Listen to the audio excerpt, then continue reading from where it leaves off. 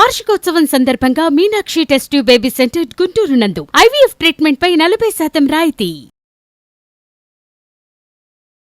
నమస్తే, welcome to Suman TV. Present మనతో పాటు ఉన్నారు TEDx speaker, legendary award winner in real estate, realtor oxygen founder and CEO doctor Nandi Rameshwar Rao గారు.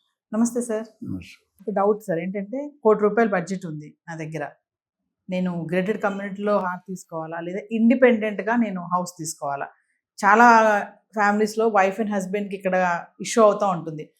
Independent house కావాలని ఎప్పుడు కూడా వైఫ్ అనుకుంటూ ఉంటారు, కానీ వీళ్ళు ఏంటంటే గ్రేటెడ్ కమ్యూనిటీకి వెళ్తే ఎమ్యూనిటీస్ చాలా ఉంటాయి, సో మనం అవన్నీ యూజ్ చేసుకోవచ్చు, సో దానికి వెళ్దామని వీళ్ళు అనుకుంటారు. మిమ్మల్ని అడిగితే ₹1,00,00,000 బడ్జెట్తో మరి గ్రేటెడ్ కమ్యూనిటీలో ఫ్లాట్ కొనాలా, ఇండిపెండెంట్ హౌస్కి వెళ్ళాలా, అడ్వాంటేజెస్ డిసడ్వాంటేజెస్ ఏముంటాయి అని అంటే సార్? ఇది భార్యాభర్తల సమస్య నా దగ్గర పెట్టకూడదు, మార్కెట్లో సమస్యలు పెట్టాలి.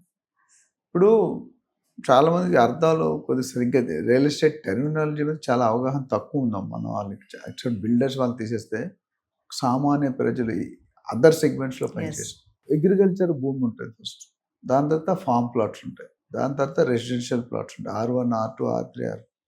దాని తర్వాత మీకు commercials, retail, office space, hospital, schools, colleges, ఇవన్నీ కూడా కమర్షియల్ యాక్టివిటీ. అయితే ఒక ఇండిపెండెంట్ హౌస్ అంటే ఒక ఇల్లు 1000 గజాల్లో మీ సొంతంగా ఇల్లు కట్టుకొని ఉండేది independent house.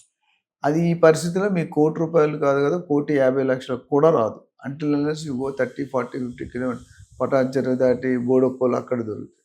So independent house అనేది రూల్ అవుట్. నా స్టాండ్ అలోన్ బిల్డింగ్ అని ఉంటుంది, 5 floors, 5 ఫ్లోర్లు మీరు చూస్తుంటారు. కమర్షియల్ అంటే రెసిడెన్షియల్ కూడా కొన్ని ఉన్నాయి. అందులో ఎమ్యూనిటీస్ ఏముండవు, సెక్యూరిటీ ఉంటుంది, మ్యాగీ ఉంటుంది, జిమ్ ఉంటుంది. అయితే నార్మల్ ఫ్లాట్ ఒక 1,200 to 1,500 స్క్వేర్ ఫీట్. మీరు వెస్ట్ జోన్కి వెళ్ళిపోతే 2,500 తక్కువ దొరకదు. 2,500, 3,000, 4,500 ఒకటి అది. సో మీ బడ్జెట్ ₹1,00,00,000 అనుకున్నప్పుడు obviously you need to go to a flat where it is outskirts.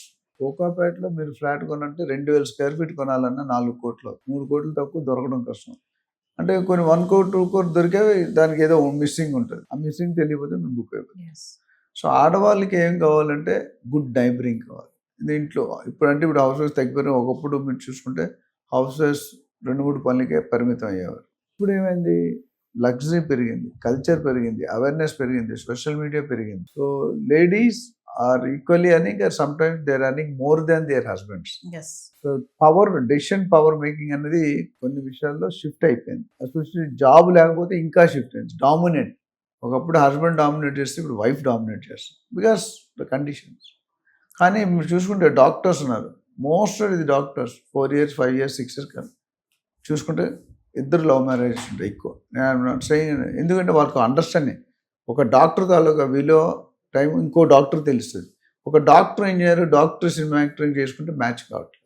అందుకని డాక్టర్స్ ఫ్యామిలీస్ జనరల్ ఎక్కువ విడిపోవడాలు ఉండవు. మిగతా ఇప్పుడు చూస్తున్నాం, 6 నెలల ముందు chatting, dating, engagement, marriage, first night, divorce, అన్నీ 1 month గ్యాప్లో. అలాంటి పరిస్థితిలో ఇద్దరు కలిసి ఒక డెసిషన్, మనకున్న వాల్యూ ఏంటి, మనకున్న ఫినాన్షియల్ కన్స్ట్రెంట్ ఏంటి, మన ఏజ్ ఏంటి, మన పిల్లలు ఎక్కడ చదువుతున్నారు, అమ్మ నాన్న ఏ స్టేజ్లో ఉన్నారు, ఈ ఏజ్ బట్టి కూడా డెసిషన్ మారుతుంది, శాలరీ బట్టి కూడా డెసిషన్ మారుతుంది, ఏరియా బట్టి కూడా డెసిషన్ మారుతుంది. సో మీరు అడిగిన క్వశ్చన్ స్ట్రైట్గా 1 lineలో చెప్పడం కష్టం. సో అందుకని మేము as a investment advise, real estate అనలిస్ట్గా మీరు ₹1,00,00,000 ఉంటే మీ ఇద్దరికి ఒక ఎంట్రీ ఉంటుంది. ఎవరిద్దరికి, మీకు, మీ భర్తకి. ఫస్ట్ ఇండివిజువల్గా, నేనైతే ఫస్ట్ ఇండివిజువల్గా మాట్లాడతాను, తర్వాత జాయింట్గా మాట్లాడతాను. ఎందుకంటే భర్త ముందు భార్య నోరిప్పదు, ఒకటప్పుడు భార్య ముందు భర్త నోరిప్పడు. అది ఆ కండిషన్ మనకు లేవు, but different situation. So when I talk to them individual, they explore చాలా thing. When they come jointly, ఈయన ఏమనుకుంటాడు, ఆయన ఆవిడేమనుకుంటుంది, ఈయన కలిపి మాట్లాడు. సో మాకేం కావాలి, we want to give you a good property at a good price, at a good location, at good builder.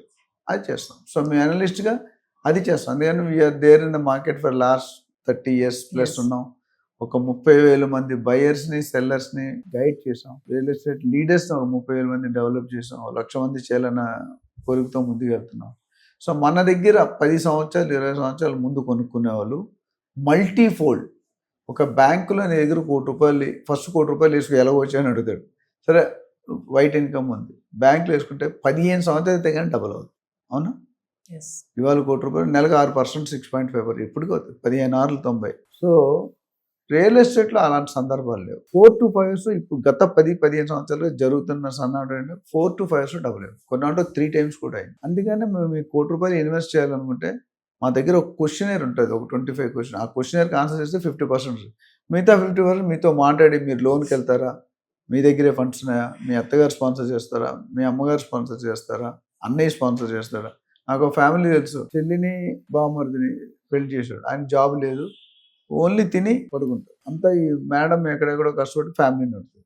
ప్రతి పెళ్లికి అలా అన్నయ్య హ్యాండ్ ఉంటేనే పెళ్లి అవుతుంది. ఇల్లు కొనాలంటే అలానే సపోర్ట్ కొంతమంది అట్లా ఉంటుంది. ఇక్కడ నేను ఏం చెప్తానంటే, మీకు డబ్బు ఉండడం కంటే డబ్బుని ఎంతకాలం హోల్డ్ చేయగలరు, ఈఎంఐస్ ఎంత కట్టగలరు, లోన్ ఎంతవరకు వస్తుంది, మీ ఏజ్ ఎంత, మీ ప్రొఫెషన్ ఏంటి, మీ పిల్లలు భవిష్యత్తుకి ఖర్చు ఎంత అవుతుంది, ఇలాంటివన్నీ కూడా అనలైజ్ చేసి మీకు అప్పుడు ఫ్లాట్ కొనుక్కోవాలా, గేటెడ్ కమ్యూనిటీలో కొనుక్కోవాలా, ఇండివిజువల్లో కొనుక్కోవాలా, లేకపోతే ప్లాట్ కొనుక్కోవాలా.